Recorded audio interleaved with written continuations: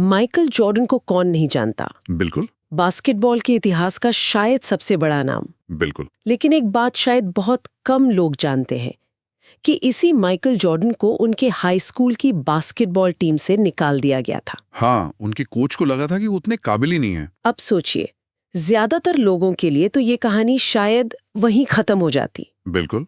ये एक ऐसा रिजेक्शन है जो किसी का भी हौसला तोड़ सकता है। आमतौर पर कोई क्या सोचेगा, यही कि शायद ये खेल मेरे लिए है ही नहीं, और वो बास्केटबॉल हमेशा के लिए छोड़ देगा। हाँ, उस इंसान के लिए ये एक फुल स्टॉप बन जाता है। लेकिन जॉर्डन के लिए फुल स्टॉप नहीं था, ये एक कॉमा था। इस घटना ने उन्हें तोड़ा नहीं, बल्कि इतना मोटिवेट किया कि वो हर सुबह स्कूल शुरू होने से घंटों पहले अकेले प्रैक्टिस करने लगे। तो सवाल ये उठता है कि एक ही जैसी असफलता का सामना करके कोई हार मान लेता है और कोई इतिहास बना देता है। ऐसा क्यों? क्या ये सिर्फ टैलेंट की बात है? और यही आज की हमारी बातचीत का सबसे दिलचस्प सवाल है। और इसका जवाब, जैसा आपने कहा, जॉर्डन के टैलेंट में उतना नहीं है जितना उस असफलता पर उनकी सोच में, उनके नजरिए में छिपा है। और इसी नजरिए को समझने के लिए आज हम कैरल एस ड्वेक की जबरदस्त किताब mindset, the new psychology of success की गहराई में उतरने वाले हैं। ये ग्रोथ माइंडसेट शब्द तो आजकल बहुत सुनने में आता है। हाँ बिल्कुल, कॉर्पोरेट ट्रेनिंग से लेकर स्कूलों तक। लेकिन आज हम इसकी उन गहराइयों में जाएंगे जिन्हें अक्सर नजरअंदाज कर दिया जाता है।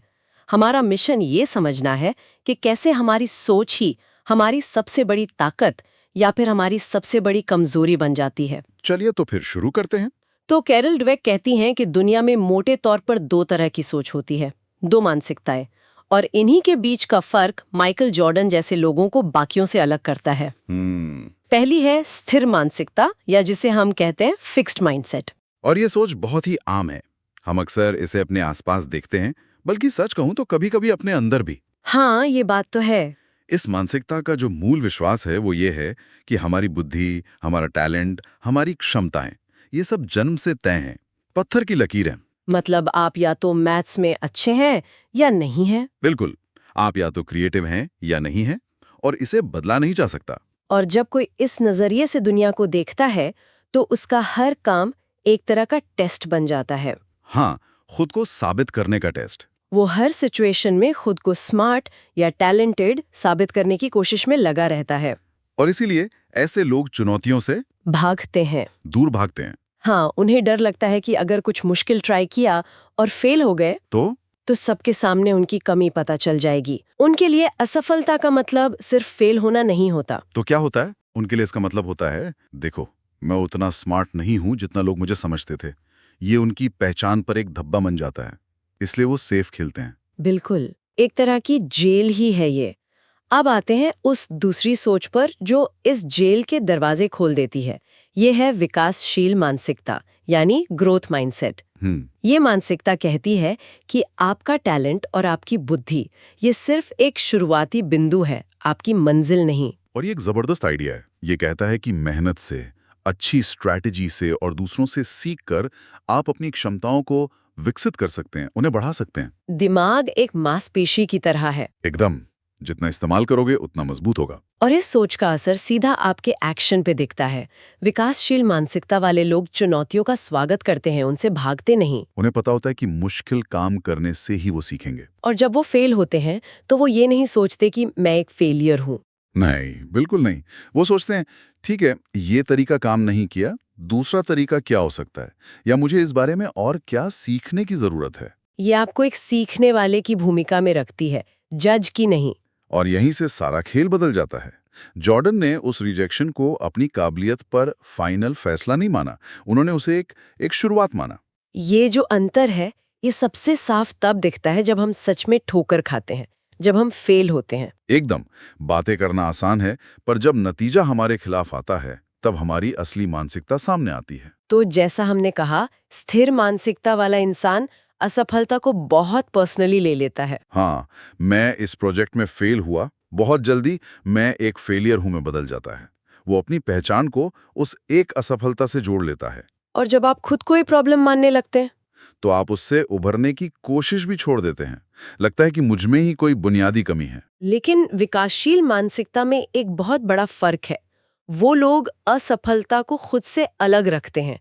वो कहते हैं, मैं फेल हुई लेकिन मैं फेलियर नहीं हूँ। और ये सिर्फ शब्दों का हेरफेर नहीं है, ये एक बहुत बड़ा मानसिक बदलाव है। यह एक बहुत जरूरी बात समझनी होगी।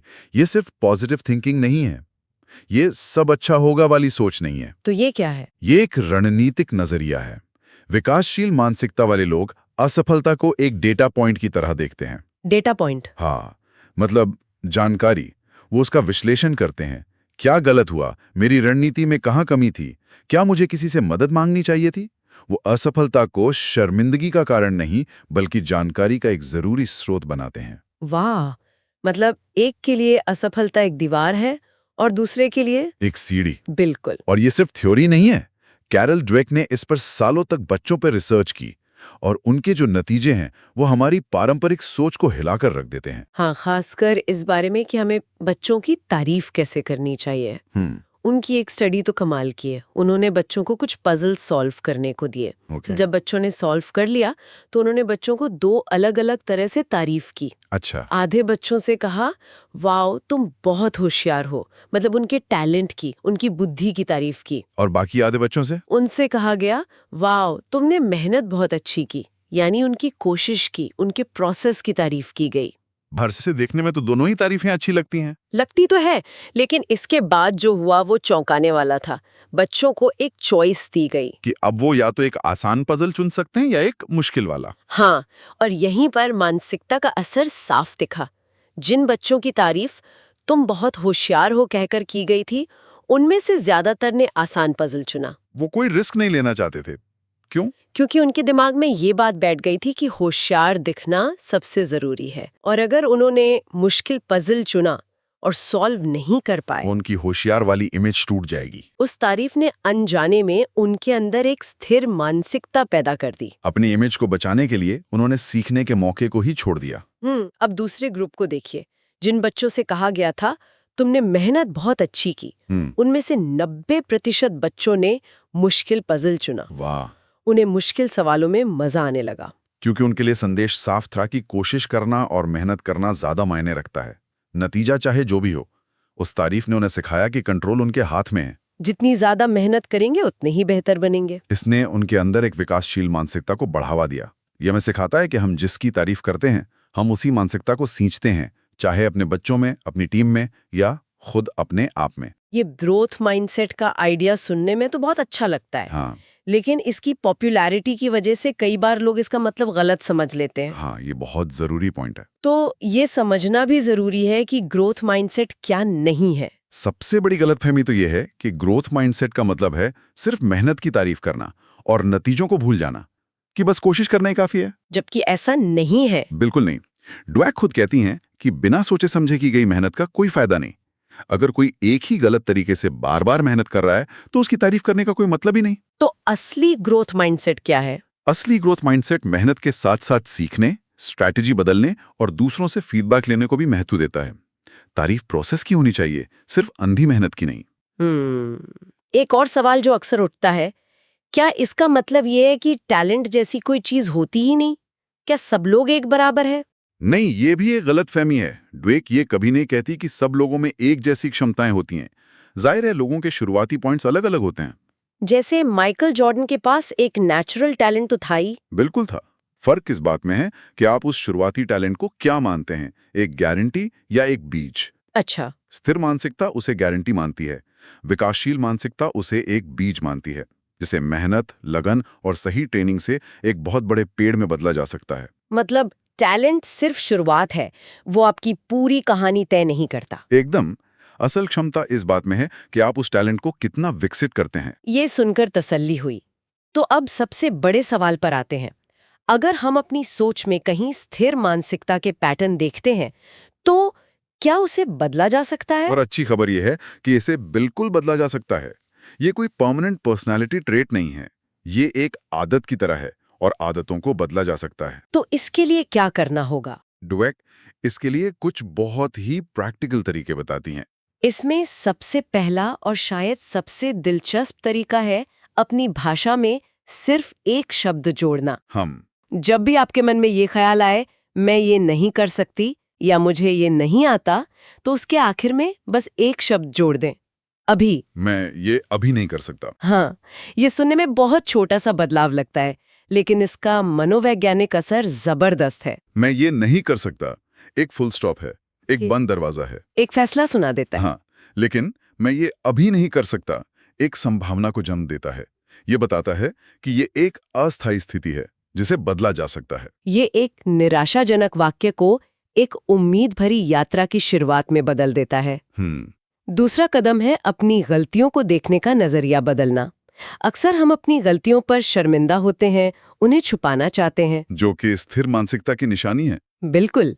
विकासशील मानसिकता कहती है कि अपनी गलतियों का विश्लेषण करो, उनसे दोस्ती करो। हाँ, उन्हें एक जासूस की तरह देखो, उनसे सवाल पूछो, यहाँ क्या गलत हुआ, अगली बार मैं इसे बेहतर कैसे कर सकता हूँ। जब आप ऐसा करते हैं तो गलतियां आपकी दुश्मन नहीं, बल्कि आपकी सबसे अच्छी टीचर बन जाती हैं। सही बात है। और तीसरा कदम है नतीजों से ज्यादा प्रोसेस पर ध्यान देना। हम अक्सर सिर्फ मंजिल के बारे में सोचते हैं। हाँ, क्या मैं पास हुआ या फेल, क्या मुझे प्रमोशन मिला या नहीं। लेकिन विकासशील मानसिकता वाले लोग सफर पर ध्यान देते हैं। क्या मैंने आज कुछ नया सीखा? क्या मैंने अपनी पूरी कोशिश की? ये बहुत जरूरी है क्योंकि नतीजे हमेशा हमारे कंट्रोल में नहीं होते, लेकिन हमारी कोशिश और हमारा सीखने का नजरिया हमेशा हमारे कंट्रोल में होता है। और ये सब एक दिन में तो नहीं होता होगा। नहीं, बिल्कुल नहीं। ये एक प्रैक्टिस है।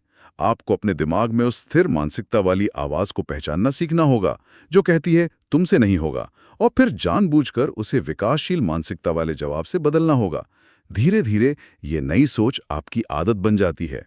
तो आज की इस पूरी बातचीत को अगर हम समेटें तो कुछ बहुत ही मजबूत आइडियाज सामने आते हैं। बिल्कुल, जो हम सबकी जिंदगी में एक बड़ा बदलाव ला सकते हैं।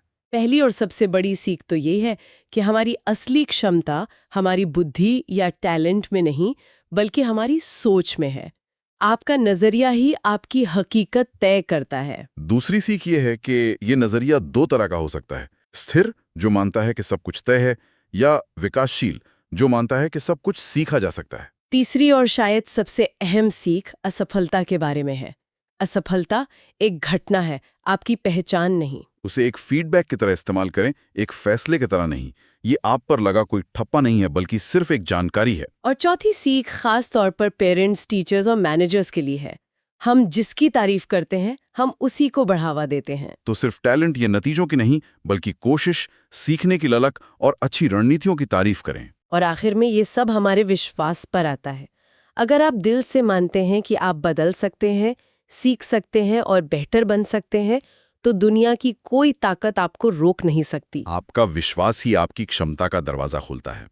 ये सच में एक ऐसा विचार है जो जिंदगी को देखने का पूरा नजरिया बदल सकता है। तो जाते जाते हम अपने श्रोताओं के लिए एक सवाल छोड़ना चाहेंगे।